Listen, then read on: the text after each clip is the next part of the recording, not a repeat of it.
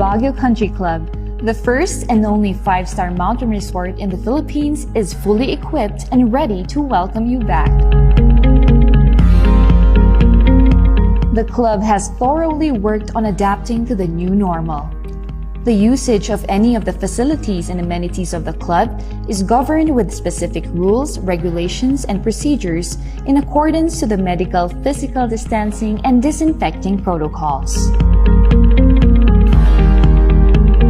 And as you return back here to your second home and make new memories with us, we assure you that at the Baguio Country Club, you do not have to worry because we can assure you that the club continuously puts great importance to the health, safety, and wellness of its members, guests, and employees.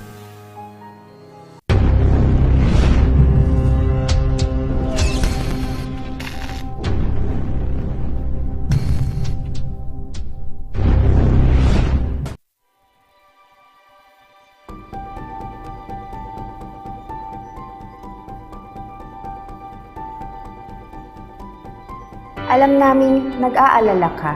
Kaya ginagawa namin ang lahat ng aming makakaya.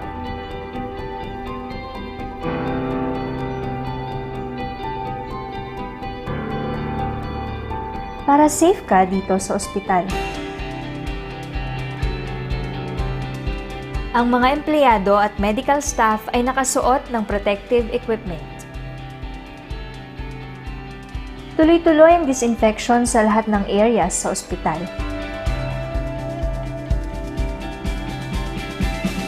Sinisiguro din na may tamang social distancing ang mga pasyente.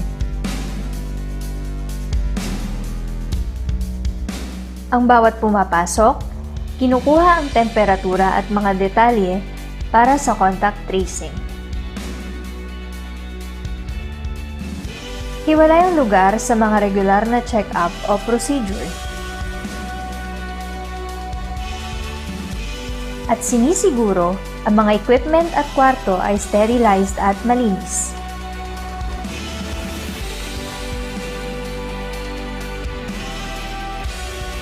Kaya huwag kang mag-alala. Safe at alaga ka dito.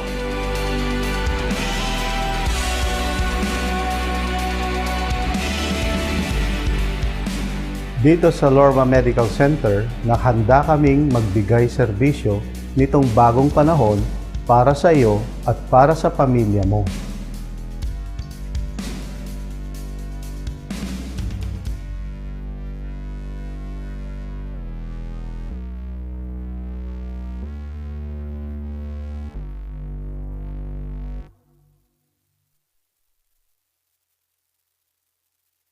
Hello, good morning, TJ Home Builders po.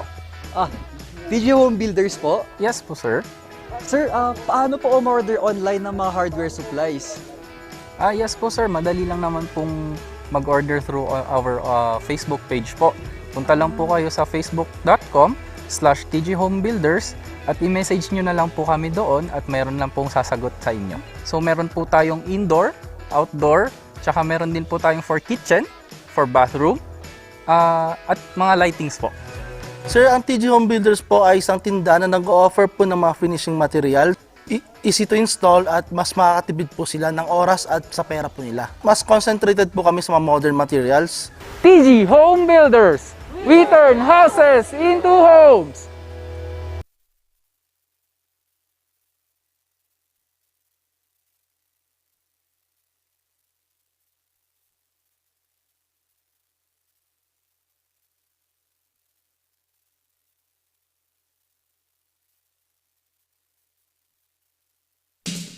We need a doctor. Look at his face.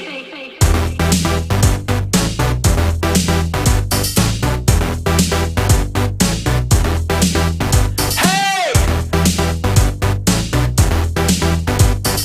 We need a doctor. Look at his face. Good morning. Ito po ang inyong programa, Itanong kay Doc Jose. At ito po si Dr. Jose Orsua at kasama ko po si Ma'am Cynthia. Good morning, Ma'am Cynthia. Good morning ka, Rangers. Good morning, Doc. Good morning sa lahat ng mga viewers natin.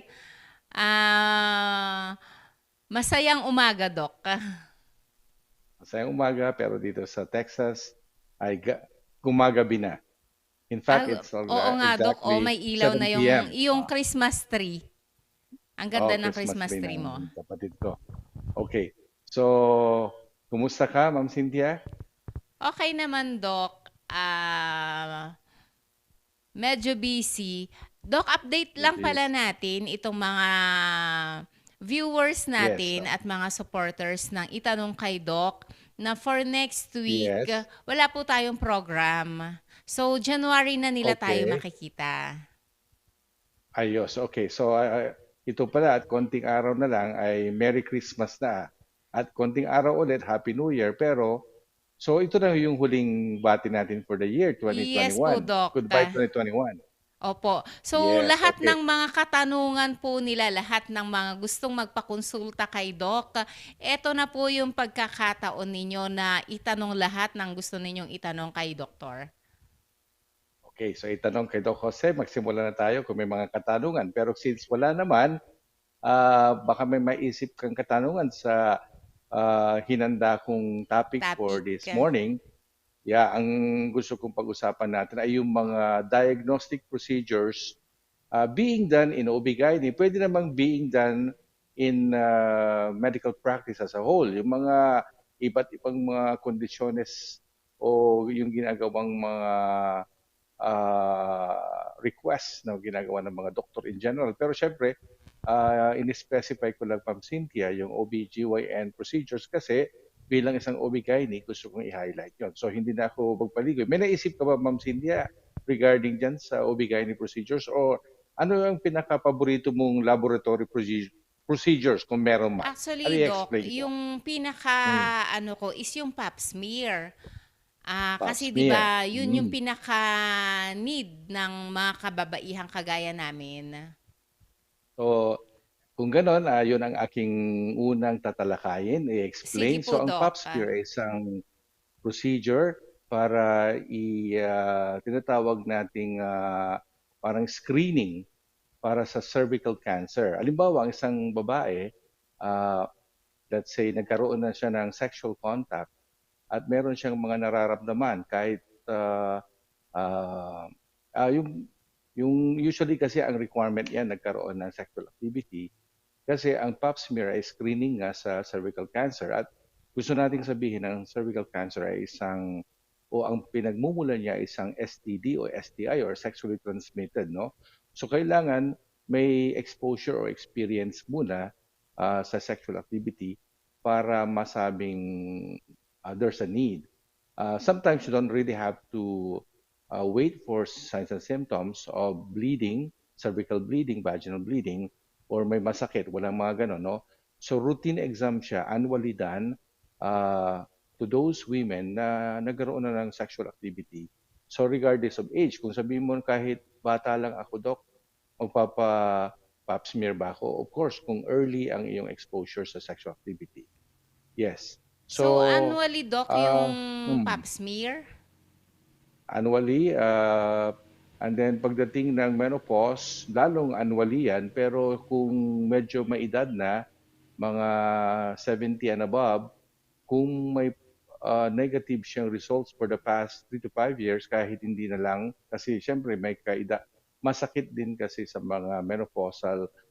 Pero ibalik ko lang, Ma'am Cynthia, yung pap smear ay kumukuha tayo, gumagamit ito ng speculum exam, yung OBGYN lalo na, at kumukuha tayo ng samples from the cervicovaginal junction or the transformation zone. Ginagamitan ng spatula o pwede ring cytobrush at kung ano-ano mga panggamit at nilalagay ito sa slide and then pinaprocess ito, pinifix at pinaprocess ng laboratory at babasahin ng pathologist. At doon niya malalaman kung may mga cellular changes o may mga initial metaplastic changes o changes na magtutukoy na may potential kang magka-cancer. Hindi naman kaagad may cancer kasi ang babae kasi unti-unti yung pagbuo, Ma'am Cynthia. Kaya, o yung pagkakaroon ng cancer. Kaya dapat kung annually, didiscovery mo yan as you go along with the testings, no?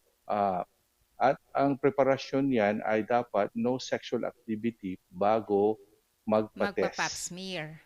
O Dok, kasi para meron makuha. akong na-encounter na mga Yes. mga kaibigan ko. Etong mga sexually workers po ba, gaano sila kadalas dapat na magpa-pap smear? Medyo ibang usapan yan. Siyempre, ang tinatawag na dalas ay base sa sintomas. Halimbawa, ah, may mga bleeding sila, pwedeng paulit-ulit o kaya may mga finding sila at ginagamot sila to follow it up, uulitin, no? Pero usually yung mga commercial, if I may say, sex workers, para sa protection nila, kahit pwede munang gram staining. So yun, pupunta na tayo. Ang gram staining is another procedure na ang indication niya usually ay due to vaginal discharges. Halimbawa, meron silang sexual activity and then after a while, masakit umihi, may lumalabas na yung tinatawag na nana o vaginal discharge na ang kulay green or yellow and then masakit ang kanilang puson, something like that.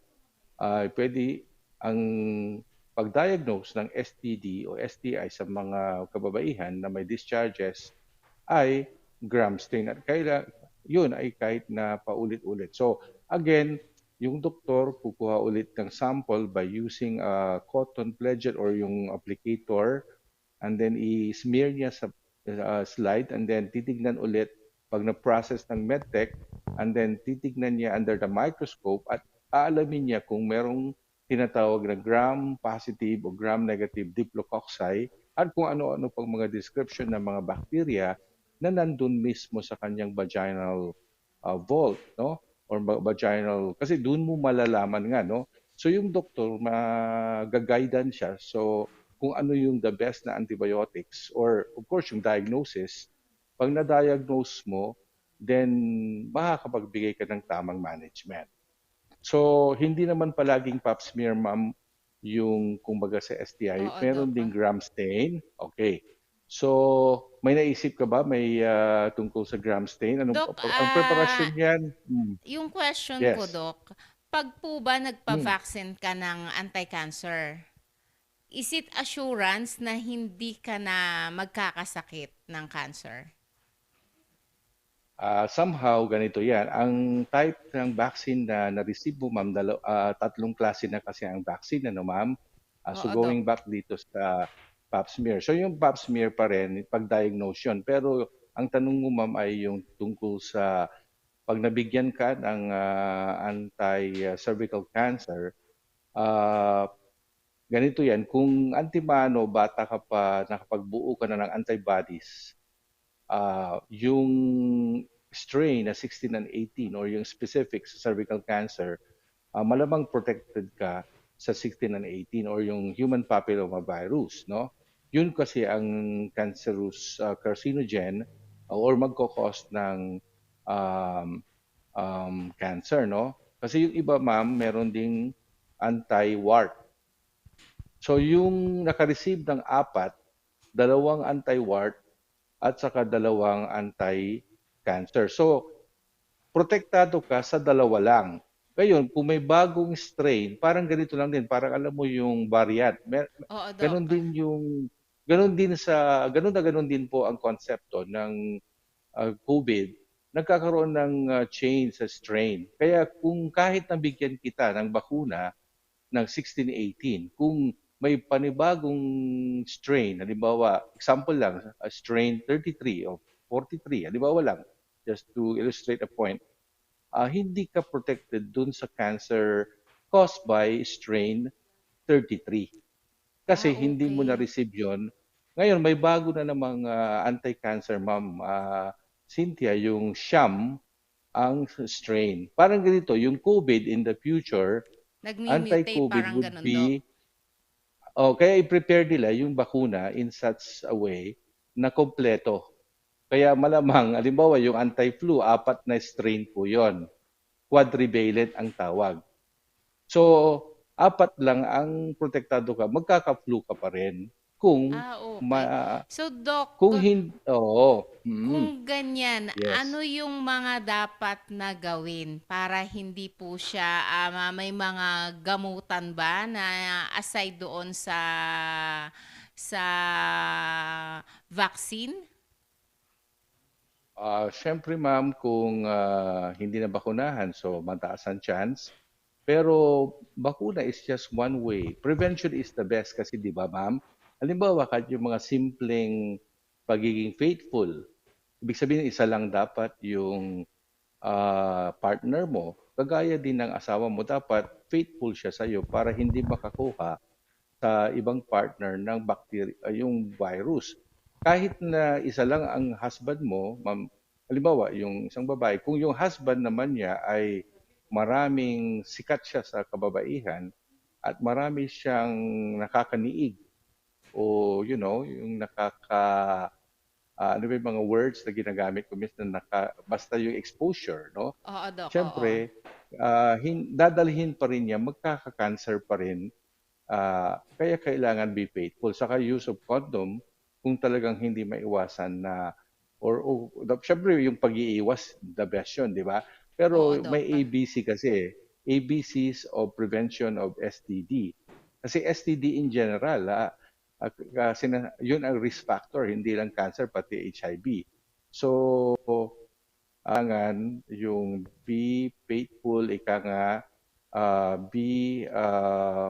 use condom, and then yung A actually, baka hindi kaya ng mga tao yon, abstain. Don't engage in sexual contact para hindi ka magka-STD at hindi ka magka-cancer. So, prevention. Pero kung hindi tayo realistic about that, then magpabakuna, both male and female. Actually, ang uso ngayon, dapat yung mga anak ninyong lalaki nagpapabakuna na rin sa anti-cancer. Habang mas maaga, Doc, mas maganda. Opo, ang edad nila 9 years old, binibigay na po sa mga kabataan para makabuo na yung kanilang katawan bago Okay. sila. Yes, Wala para naman bang kasi side effect, Doc, yung ganyang age na mababakunahan na? so far wala silang nare-report na side effect tulad ng kagaya ng side effect ng mga anti-flu vaccine or anti-COVID. So far pain lang sa injection site. Doc, Hindi naman for malala yung example, injection. yung mga kalalakihan na meron na silang mga sakit na ano yung mga symptoms unang nakikita sa kanila? Kung minsan kasi, Doc, ayaw nilang magpa-check up, nahiya sila. Ano yung mga unang symptoms na makikita sa katawan nila na infected na sila ng HIV or yung ibang sakit, STD? For example, ma'am, STD in general, i-generalize natin kasi kasali nga yung mga gonorrhea, syphilis, herpes, of course, human immunovirus infection, yung causation ng AIDS. AIDS means acquired immune deficiency syndrome, no? So, kung isa-isahin natin, for example, yung gonorrhea, tulo, specific, tapos si gram stain, true enough, mapatunayan mo, meron pala silang Neisseria gonorrhea through the gram stain or a culture media of Tyre Martin. Pero kasi ang assumption palagi, kung meron kang gonorrhea, pwedeng may iba ka pang nakatagong sakit. Kasi through the intercourse. So yung HIV, minsan, tinatanong mo ma'am yung asymptomatic po yun. Asymptomatic, meaning, kung AIDS, symptomatic po. Yung HIV, lurking in the dark yon. Makikita lang po sa dugo kung nagpa-test ka ng HIV test. Kaya kung minsan ginagawang routine, yung HIV test for as long as you want it, with your permission, kasi meron tinatawag na kailangan ipaalam muna sa inyo, hindi ka naman pipilitin. Pero kung may history ka ng STD, high risk ka na magkaroon ng mga, STD in general, no? So kasali yung HIV at kung ano-ano pa, mga 20 na diseases ang STI or RTI. Yung mga iba't ibang pangalan, baka nalilito po kayo, RTI is reproductive tract infection. Yung isa naman ay sexually transmitted infection. So, because of laboratories, kailangan yung laboratory ang magko-confirm. Kaya yung procedures, kako ma'am. Ma'am, i-proceed ko lang. Ang next na procedure ng OB-GYN na ginagawa karamihan ay yung tinatawag na RASPA o DNC o Diagnostic Curettage. So, ang isang babae, yan yung kinukunan- laging ginagawa, Doc, pag nakukunan. Tama po ba? Pag nakukunan naman, ma'am, yan yung evacuation lang po yun. Pero ang tinutukoy ko, ma'am, pag diagnostics naman, kasi yung evacuation, treatment po. Pero general term kasi yung RASPA. Pero pag sa English medical term, pag nakunan, evacuation, cleaning, completion curettage yun. Yun ang proper term.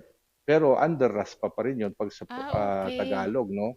Pero pag sinabing menopause ka na, ma'am, halimbawa, dinugo ka at menopause ka, hindi RASPA ang tawag, kundi sa English kasi o sa medical request, endometrial curettage. Ganun na. Curettage is a diagnostic procedure. Kasi, Kasi ang Doc, di title ba ko nga, madalas yung sinasabi Oo. nila, niraspa yan kasi nakunan. Yes. Pero ang tinutukoy ko ngayon, ma'am, yung tapos yung niraspa sa'yo, pwede mo isubmit for diagnostic procedures. Alamin mo kung may infection ba, pwede isubmit sa laboratory. Pero mas ang gusto ko i-explain sana yung gynae din. Yung tinatawag na pag dinudugo, ibabiopsy mo para malaman mayroon ba siyang endometrial polyp, mayroon ba siyang endometrial hyperplasia, mayroon ba siyang endometrial cancer. Saan ang cancer niya? Kasi pag ang babae dinudugo, marami kang iisiping pinagmumulan ng pagdurugo. Ang pagdurugo ba galing sa puwerta? Ang pagdurugo ba galing sa cervix? Cervical cancer yon.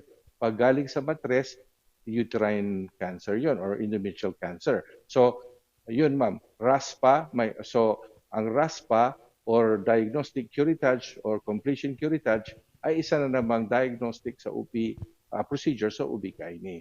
Meron din yung mga pantulong sa mga pagdurugo or sa cervical cancer, yung colposcopy, pero na ano yan sa biopsy.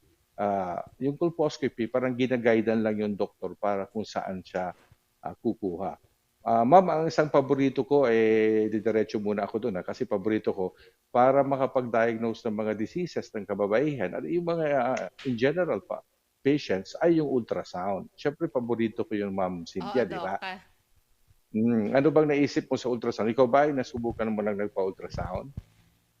Doc, hindi Sa pa po. OB-GYN o Putulin kaya... ko lang saglit. I-acknowledge lang natin yung mga nanonood sa atin sige, at mga nag-send ng stars.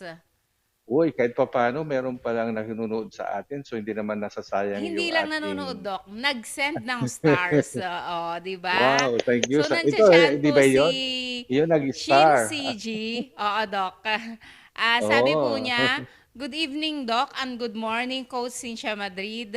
At syempre, si Ma'am Josie Orsua, watching from Virginia, USA. Siya po, Doc, Wow, ang thank you very nag-send much. ng 200 stars. Wow. Thank you that's very nice, much, Ma'am Josie. Oh, At syempre, thank nandiyan you, si Ma'am ate. Gina Lynn Vicmudo. Hello, everybody, Wow, watching oh. from San Ildefonso, Bulacan. At syempre, Bulacan, ang regular wow. natin na Thank si you. Winter, Good AM Idol Bilingon. Doc, and to your co-host, ilang araw na lang Pasko na. Nandyan uli ang Yes. Chibugan. Pag ganitong Pasko, ano ang best diet po pagkatapos ng Chibugan at saka Noche Buena? At Doc, maraming salamat din kay Ma'am Gina Lynn Vicmudo. Nag-send siya ng Oo. 35 stars. Thank you very much, Wow, ma'am. ang sarap naman. Talagang Paskong-Pasko na. Ang dami natin nare-receive Kaya na nga, stars, Doc, ma'am. Next time siguro, sabihin natin sa pagbalik natin sa January, surprisein mo rin sila. Baka merong stars sa GCash. Biro lang, Ma'am Cynthia. Yes, Doc. Sa mga viewers natin, for Sa mga January viewers. na For kasi for January, next week, wala po kami. lalo So, na yung January mga- na kami babalik. Siyempre, Yeah. pangbungad, Doc. Pambungad. Saka yung mga palaging nanood, yan, surprisein natin sila. ng Oo, mga Doc. ganong, Magkakaroon sila ng para meron na surprise. silang, basta isulat lang nila yung GCash nila. Opo, Di ba? Doc. Kasi nagbigay sila ng stars eh. Okay, so thank you for that question, winter. So far, wala pang winter dito sa Texas kasi sa Texas ay may pagka-tropical. Kung minsan nga mainit, minsan malamig, no? Sa Pasko, ang masasabi ko lang na payo ay pwedeng magka-fiesta, pag-feast on things, no? Sure, okay lang, pero ganito lang, basta busog ka na, tumigil, saka piliin mo yung tikim-tikim lang sa lahat, di okay pa rin, masaya ka pa rin. Basta wag lang magpakabusog. Alam naman nating pag super busog, pwede kang magka-impatcho, the indigestion. Pwede rin kung yung pagkain, tingnan mabuti, dapat nalutong mabuti para hindi magkaroon ng mga pagtatae or mga tinatawag na LBM o mga gastrointestinal diseases. Di ba? Ngayon, ang diet is, wag mo nang mag-diet. Yung word na diet, ano yan din, ano, medyo, paano ko ba sabihin, yung pag-diet, ano bang alam mo, Ma'am Cynthia? Pag sinabing Syempre, Dok, nagda-diet pag ako, di diet ba? kasi Oo. hindi kakain eh. Fiesta nga, di ba? No. Pasko, so madaming Oo. kainan. Kanya lang, Dok, yung syempre naisip ko na okay lang naman na kumain ng madami, pero wag nating kalilimutan na mag-take ng mga maintenance natin. At syempre, yung Yes, tama. ating Pau de Arco capsule, napaka-inam po pangtulong para sa mga may high blood, may diabetes, at syempre para lumakas ang ating resistensya para sa mga puyatan, mga kainan, mga party. Yan. So, tama ka, Ma'am Cynthia. Alam na alam mo na pwede ka na maging associate doctor or practitioner, although sa naturopathic medicine ka siguro, ano? Nako, thank you Dahil sa very much, Doc. supplementations. Okay. So, tama yung sinabi ng Ma'am Cynthia. Basta do it in moderation. Tapos, huwag pababayaan na i-take lahat yung mga, kung may anti-cholesterol ka, the more na i-take nyo yung mga yon. Kasi, kung mataas yung mga content ng cholesterol yung kakainin mo, and then pwede ka namang bumawi, mag-exercise, gamitin yung energy, yung calories, di ba? Halimbawa, pwedeng maglakad-lakad o kaya may mga trabaho sa bahay, mag-fix, be active para magamit mo yung ano, hindi magbuo-buo yung cholesterol sa katawan. Ang mga maintenance yun, huwag yung kakalimutan. Be positive in terms of, when I say positive, yung thinking. Huwag mag-isip ng masama kasi very powerful yung mind. Pag sinabi mong magkakasakit ka, baka matuloy na magkasakit ka. Dapat be positive, no? Not be positive for COVID, be always negative for COVID, no? Ano bale, hindi naman na natin pinag-uusapan yan, pero sorry na paalala ko pa rin na Opo, Doc. sana matapos na yung pandemic, no? Pasko na, so magsaya na tayo at kung ano yung mga tradisyon na ginagawa natin, pwede pa rin natin gawin, mag-caroling, mag-sing-along, mga parties ng Pilipino pag Christmas talagang ibang-iba. First time ko palang mag-Christmas Actually, Doc, sa inaalaw na Amerika. nila ngayon ang, parang may memo na inaalaw na nila ang mag-caroling. Oo, yan ang party. Yan ang magandang balita. So, may mga instruction siguro sila basta may distancing pa rin siguro, ano. Ma'am Cynthia, yung party, inalaw din ba nila? Gathering ng Inalaw mga nila, Doc, pamilya. pero syempre, Oo. dapat pa rin nating i-follow yung health protocol.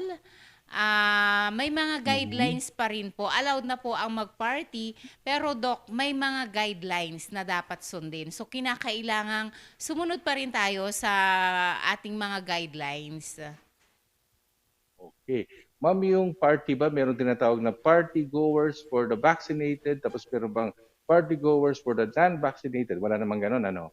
Parang, Or Doc, if you're not yung vaccinated, inaalaw nila na mag-party, dapat lahat vaccinated. so kung hindi ka vaccinated, you're not allowed to attend a party. Kawawa Yes, naman, Doc. ano? O magsama-sama na lang yung mga unvaccinated, gumawa sila ng sarili nilang party. Unvaccinated, o kaya mag-party sila to be vaccinated. Di ba? Parang Opo, Doc. ang guest nila yung mga doktor na nagba-vaccinate. Kung may ganun, ano? Oo. At saka ituloy ko yung diet yung sinasabi ni Winter, pwede namang kumain ng natural foods, saka yung sinabi mo, ma'am, yung mag-supplement, pero pwede naman yung diet, i-supplement mo yung pag may kinain kang masama, sabihin mo masama yon, siguro yung next na meal mo healthy, gawin mong healthy. Halimbawa, kumain ka ng lechon nung dinner, bukas mag-jogging ka, tapos kumain ka na lang ng vegetables at fruits. O, di ba? Parang Oo, Doc. At nabawi syempre mo yung madaming sa kasalanang ginawa. mga vegetable salad pag mga Pasko, ganyan, Oo, Doc. Mga fruits. yung Baguio So, kung vegetables. Oo, di alam ba? mo naman na medyo nakakasama na sa'yo yung mga lechon, mga dinakdakan, so damihan na lang yung Mhm. fruits at saka yung sinabi mo nga, Doc, vegetables. Oh, parang yung kagabi, parang yung joke ko ay, ano bang diet mo? I only eat when I see food. Di ba ikaw, ah, when I see, pero seafood diet yon, no? So diet. Ngayong Pasko talagang you will really eat when you see all these foods prepared. Kasi ang saya-saya nga, no? Hindi At saka, mapigilan. Pero Doc, ingat parang pa ngayon rin. lang Oh, ulit tayo makakaranas ng masayang Pasko kasi nung last year, parang yung celebration ang natin lungkot, is no? hindi ganito Mm. kasaya.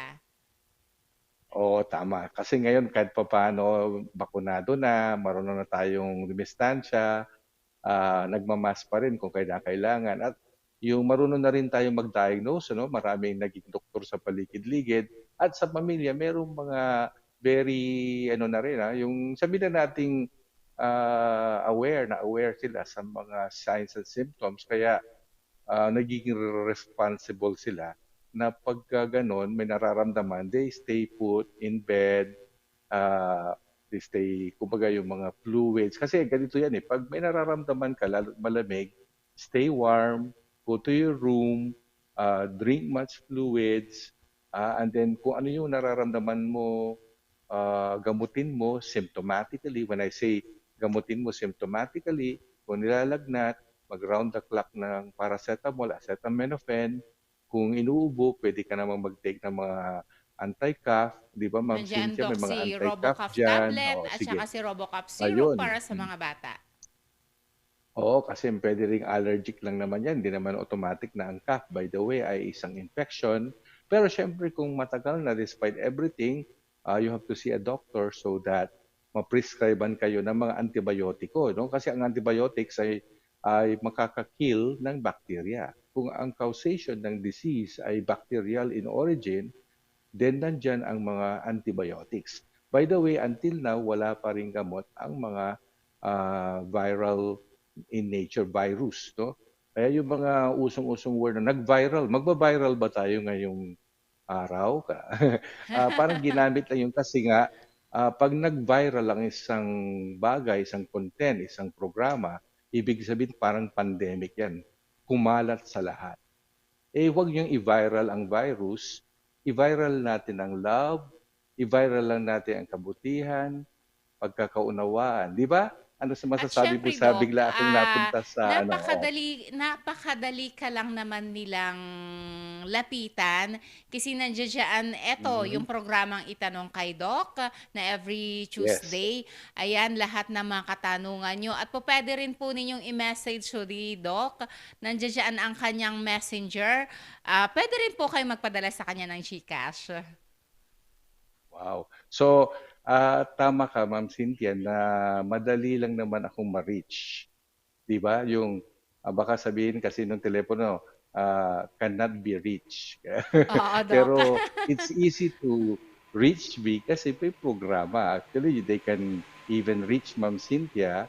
Pwede kang magpadala and then pwedeng ayusin yan in such a way na masasagot yung mga emergency. Kasi talagang tumatanggap ako, Ma'am Cynthia, ng mga calls o kaya yung mga, lalo kung PM lang sa Messenger, marami talaga nagtatanong sa akin o minsan tinitext all the way from the Philippines, may mga questions sila on laboratory procedures, no? Ma'am Cynthia, hindi pa tapos pa yata yung mga laboratory procedures ko. Oo Meron nga din po, yung Doc. mga Sige po, tuloy natin, hysteroscopy, Doc.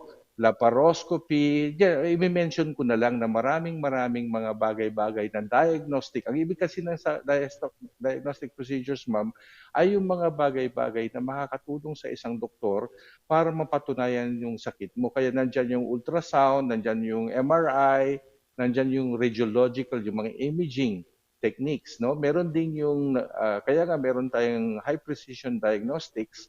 Kaya ganun pong ibig sabihin nun, high precision will cater to all kahit na kung gusto mong alamin yung DNA mo, kung gusto mong malaman kung totoong anak mo yung anak mo, yung mga forensics, halimbawa nagpo-poison pala sa'yo, i-submit mo lang yung hair mo, pwedeng malaman kung halimbawa napo-poison ka na pala, yung mga arsenic, mga lead, kung ano yung mga minerals na poisonous. Madidetect yan, pati nga yung kung aalamin kung may potential kang mag-colonic cancer, kung ano yung mga cancer, pwede niyang i-predict o pwede niyang i-test, yung screening. May naisip ka bang Dok, hindi saan klaro po sa iyo na matatagpuan ang high laboratory? precision para sa mga hindi nakakaalam? So lahat ng mga binanggit ni Doc po pwede po nating ipagawa doon sa high precision. Saan ito matatagpuan, Doc? Alam mo, ang high precision ay marami sa buong Pilipinas, marami yan. Pero of course, baka akala nila sponsor ko yung high precision. Hindi naman. But since I also work there, yung Baguio branch saka yung Dagupan branch, yung medyo connected tayo, no? Pero syempre may mga kabanatuan. Pero for Baguio, kung yun ang gusto nilang matanong, basta nabasa nyo yung high precision is all over the country. Pero syempre, mas natin yung Baguio City, which is nandun siya sa CYA Centrum, dun sa may malapit sa mga hospitals din ng Baguio. Pag may makita kang arko palabas towards military cut-off, may makikita kang building doon, merong isang pharmacy doon, merong bangko, and then may malaking karatula naman, umakyat ka sa second floor, and then doon din po ako magki-clinic or nag-clinic actually. Iniwanan ko lang saglit at ako'y nandito at pinasyalan ko yung aking pamilya kasi na-miss ko sila dahil sa pandemic. Medyo nabago ng konti yung ating pananaw on how we work. Kaya pasensya na kayo na nandito po ako ngayon. Pero at least sa tulong nga ng nila Sir Dobby, sila Sir Rain, at si Ma'am, lalo na kay Ma'am Cynthia, ay meron tayong programa na ganito. Pwede kayong magtanong. Itanong kay Doc Jose. Doc, may follow-up question po si Winter. Sabi po niya, meron Sige ba po. dietary supplement po ang Pau de Arco? Winter, napakadaming food supplements. Si P. Aldrich, nandiyan siya si Pau de Arco capsule. Si Bioclone capsule, nandiyan din ang Toro capsule. At syempre ang Robocaf tablet, Robocaf syrup. At syempre ang Pau liniment at Pau masahe. Sabi po ulit ni Winter, salamat Idol Doc sa healthy advice para maging healthy ang Pasko at safety po ng bagong taon po. At galing naman Doc kay Gina Lynn Bicmudo, dragon fruit Yes. coffee po ay mainam po. Ano ang masasabi mo dito, Doc? Siyempre coffee per se, pampagising yan. Pero ngayon lang din ako nakarinig na in-infuse na nila yung dragon fruit. Siyempre, ang dragon fruit, when eaten yung actual na dragon fruit, fruit siya. So, ibig sabihin, healthy siya at nagbibigay siya ng mga vitamins and minerals, di ba? Kaya maganda yan kung may mga preparation sa bagay. Ngayon, meron ng kape na may barley, may kape na may mushroom, may kape na may kung ano-ano.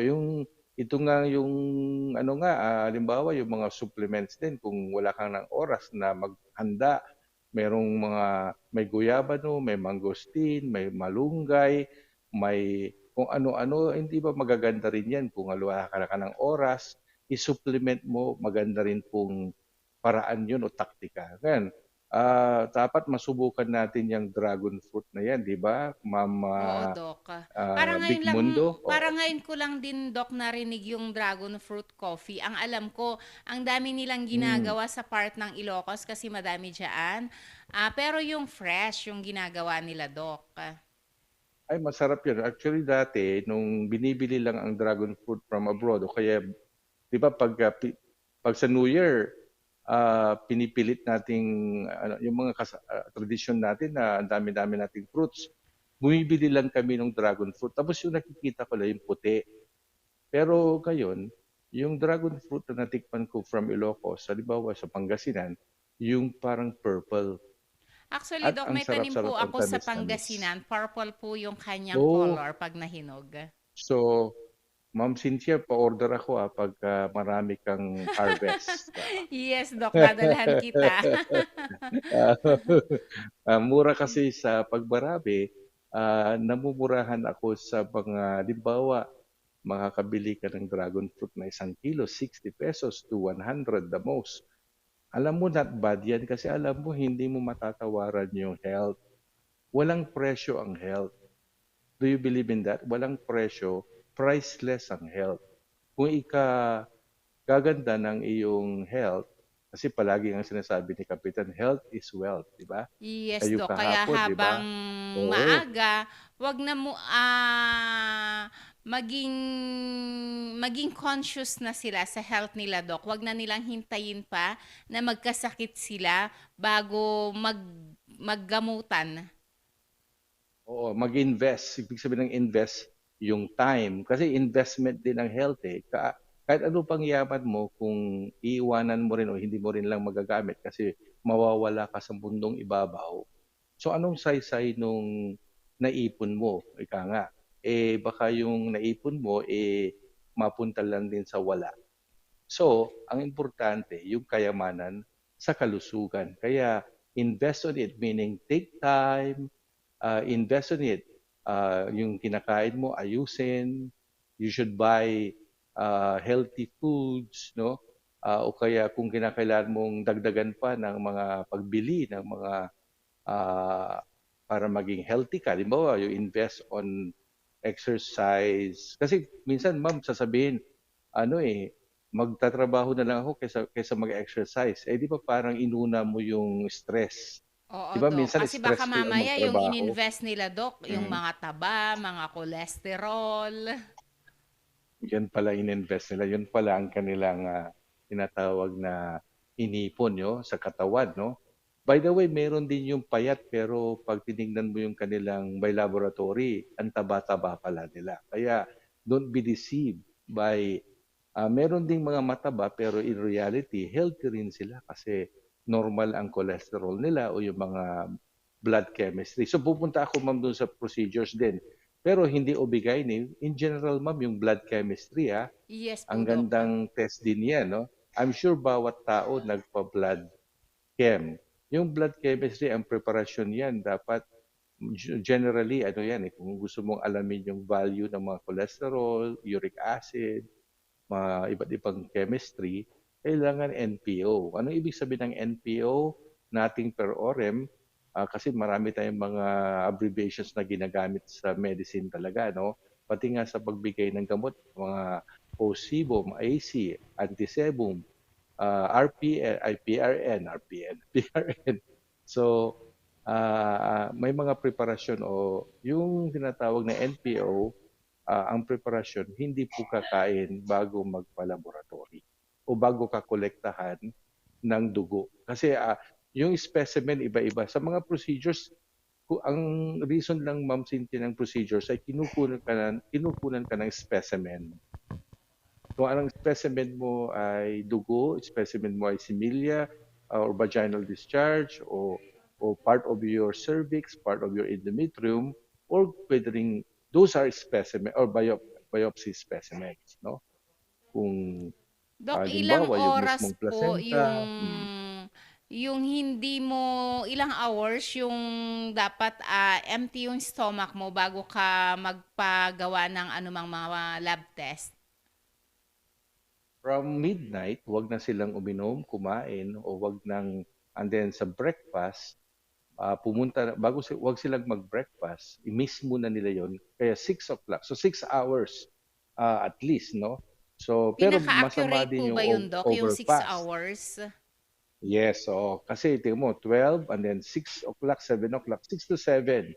Pwede na yan, no? Minsan hindi ka natatanggapin sa laboratory kung na-overfast ka naman. Halimbawa, ang last meal mo was 12 midnight. Pumunta ka lang alas 10. Sasabihin nila, medyo sumobra na ang fasting mo. So, Kaya, hindi rin siya alamin niyo magiging po, accurate, Doc, pag ganoon na sumobra ang fasting. hindi ka kukunan talaga na Kasi kesa magkaroon ng maling resulta, kasi kung mali ang resulta, maling manggagamot ang mangyayari. Maling Kaya ingat din diagnosis sa din. mga, yes, baka sabihin masyadong konti. Pero yung pala gutom na gutom ka na, so hindi ka tuloy na diagnose na diabetic kasi bumagsak na talaga yung sugar mo. Yung pala, in reality, diabetic ka. Example lang po yun, na dahil sa maling specimen collection, halimbawa, kumain ka, di tumaas yung sugar mo, baka sabihin naman, uy, diabetic ka. Hindi mo kasi finalo yung instruction dahil may effect yung pagkain mo doon sa laboratory, doon sa blood mo. Ganyan. So, pag nagpa-test ka, kaya nga kuminsan yung mga iba nagpapakabait bago magpa-doktor. Gawain nyo ba yun, Ma'am Cynthia? Yung when I say nagpapakabait, sinasadya nilang mag-exercise, hindi Actually, sila oo, Doc. kakain ng May isang mga linggo. kaibigan ako Oo. na bago daw Yeah. sila magpa-lab test ng kung ano-ano, 1 week Mm. yan na mabait sila Good, sa good, good. pagkain, sa Oo. lahat-lahat. Kanya lang, buhat nung sinabi mo na dapat pala, Doc, kung ano yung usual na ginagawa mo everyday, dapat yun yung gawin mo para ma-diagnose ka ng tama. So Kasi yun po parang yung nagpapakitang ina-advise ko tao sa ka lang. kanila ngayon na pag magpa-lab Mm. test sila, ano man yung ipagawa nila, gawin nila kung ano yung daily na routine nilang ginagawa or yung diet nila or yung pagkain nila. Kahit itanong nyo po sa ibang doktor, ganun po ang sasabihin na parang minamaskarahan mo yung tunay mong kalagayan kasi parang kinocosmeticize mo. Parang mahilig tayo kasi sa ganun yung parang pwede nating sabihin, may darating na bisita so Maglinis. paghahandaan mo. Hindi naman mali yun, but then ang point ko lang, sa medical point of view, mali yun kasi baka masabi mo na, uy, okay pala ako. Pero in reality, the rest of your days, you were not okay. And then isang araw, makikidiskursyot ka. Bakit siya inatake? Bakit siya na-stroke? Sabi nung laboratory, normal. Ano bang ginagawa mo pag magpapatest ka? Di ba? Hindi mo pinapakita yung tunay na anyo mo. Kaya tuloy yung tunay mong anyo, hindi nakita na may sakit ka na pala. Tuloy, So sayang hindi ka sayang binigyan lang, ng Doc, gamot. yung pagpapatest nila pag ganyan na nagpapakabait po sila bago yung test. Dapat mabait sila the whole time. Hindi ba? Mabait, Oo, ibig Doc. sabihin, hindi mo mina-manipulate. Don't manipulate the results of your test. Parang don't manipulate the results of the election. Pero hindi, ibang usapan yan. Sa Mayo pa yan. So, ibig sabihin, yung katotohanan lamang para tama ang ibibigay na gamot. Kasi pati yung gamot, ma'am, may dosaging kung Oo, mababa dahil mali. di ba, Doc? Kaya Oo. nga tayo pumupunta sa doktor, especially pag may mga ubot-sipon tayo, para ma-diagnose tayo ng tama. Baka mamaya kasi COVID na itong mga nararamdaman natin na mga symptoms. Yeah, so always ask your doctor para pag-guidean po kayo sa mga gagawin kasi it's crucial na accurate. Alam mo yung isang talaga natin, message natin, it must always be accurate, reliable. Kaya pati nga yung kung saan ka pupuntang testing center, dapat accurate. Kaya nga, just to illustrate yung point, kaya sa COVID, mas gusto nila yung RT-PCR kaysa rapid test. Kasi yung isang test, pwedeng negative ka, pero in reality, positive ka.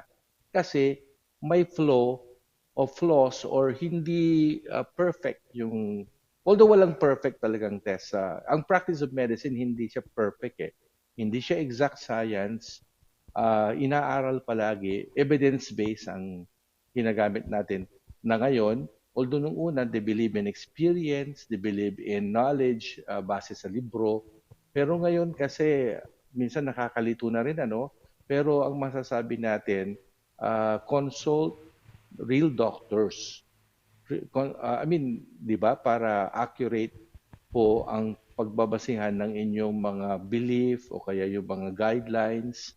Kasi malilito po kayo, baka isa na namang ah, kumbaga, source ng inyong stress, no? Alam mo, munti ko nang sabihin pala, Ma'am Cynthia, ang gusto ko sanang topic, ano ba yung mga sakit na common pag Pasko? Pero medyo indirectly, natanong ni Ma'am, may mga sinabi kayo, Ma'am Cynthia, tapos si Winter, sinimulan niya rin dahil sa Pasko, pero hindi lang puro pagkain. By the way, bago tayo magtapos, gusto kong sabihin, sa Pasko, meron ding mga malungkot dyan, pervasive po, o maraming may depression dahil naalala nila yung mga mahal nila sa buhay at pwedeng malungkot ang kanilang Pasko. Kaya ang Especially, Doc, pag Diamond Tapos, hindi nila makasama ang kanilang ang kanilang mga mahal sa buhay, sa buhay. medyo yung oo. iba nai-stress sila, nalulungkot sila. So, yun yung umpisa ng pagiging depression nila. Kalungkutan, no? Oo. Kalungkutan, magiging depression. Pwede ring malungkot sila dahil hindi sila nakareceive ng regalo o kaya hindi rin sila nakapagregalo na tradisyonal. Maraming paraan. Meron ding maraming paraan, maraming dahilan kako pala na may stress o madidepress. Sa panahon ng Pasko, hindi tayo magtataka na may mga nangyayaring ganun, iba't ibang sakit, physical, mental, emotional, psychological, halo-halo na yan. Kaya ingat po, ingat. At ang masasabi natin, spread not diseases, but spread love na lang and care at pag-uunawaan. Yun lang ang message natin. Kailan may konti tayong message din sa Pasko, ma'am. Opo, Yung message Doc. ng PAO, ng Aldrich sa mga client nyo, yung mga suki nyo, ma'am. May message. Siyempre, Iba usually Doc, yung presidente unang-una, nagbibigay ng message. Unang-una yung love, faith, hope na sana matapos na itong pandemic na ito. At syempre, Doc, yung prayers para sa mga nasalanta ng bagyo sa Visayas, Ayun, Mindanao. Kasi yung napanood ko kagabi sa news Odette. na Oo. grabe yung sitwasyon ngayon ng Visayas, Mindanao. So, prayers po para sa kanila. Ipag-pray natin kung may kakayahan na tumulong, magpadala ng tubig, pagkain, damit. May mga organisasyon tulad ng Rotary Club of Baguio, na balitaan ko, nagkakaroon sila ng mga campaign. Lalo yung Siargao, na pupuntahan ko sana. Ako, ayusin natin yung Siargao para next year, pagpunta ko dyan, ay mag-o-okay na. Yun. So, Mukhang Doc, may senyales kinakailangan na nating magpaalam mauwi. sa mga viewers natin. Basahin ko lang po yung message Sige ni po. Ma'am Gina Lynn Vicmudo. Tama po kayo dyan, Opo. Doc. Joe, health is priceless. At syempre kay Raquentel Coroda, blessed morning po sa inyong lahat watching from Tokyo. Keep safe and healthy po. Maraming salamat po sa lahat ng mga nanood at nag-comment. At syempre lalo na sa mga nagpadala ng stars. Doc? Pahabol, Ma'am Cynthia, lang si Ma'am Florence saka si Angelita Velasco. Thank you very much also sa pakikinig. Maraming salamat. RNG, Ma'am Cynthia, Merry Christmas and a Happy New Year po. Merry Stay safe, Christmas, stay Doc, and a healthy. Happy New Year din sa'yo. At sa lahat ng mga viewers natin at mga supporters, maraming salamat po at syempre sa RNG. See you next year. See you next year. Paalam, sandali.